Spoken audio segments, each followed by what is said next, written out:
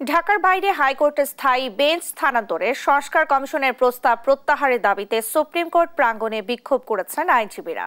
সোমবার দুপুরে এই কর্মসূচিতে তারা বলেন, ঢাকার বাইরে হাইকোর্ট স্থানান্তর না করতে সুপ্রিম কোর্টের নির্দেশনা থাকলেও তা না মেনে এমন প্রস্তাবনা দিয়েছে সংস্কার কমিশন, যা আদালত অবমাননার শামিল। এ সময় বিভাগীয় পর্যায়ে হাইকোর্ট বেঞ্চ স্থানান্তর হলে রাজনৈতিক প্রভাব বাড়বে এবং বিচার ব্যবস্থা দুর্বল হয়ে পড়বে বলে মন্তব্য করেন আইনজীবীরা।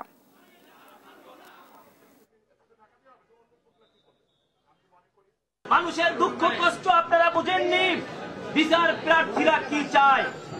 আইনজীবীরা যখন জেগে ওঠে, কোন সিদ্ধান্ত আইনজীবীদের বাইরে নিতে দেওয়া হবে না।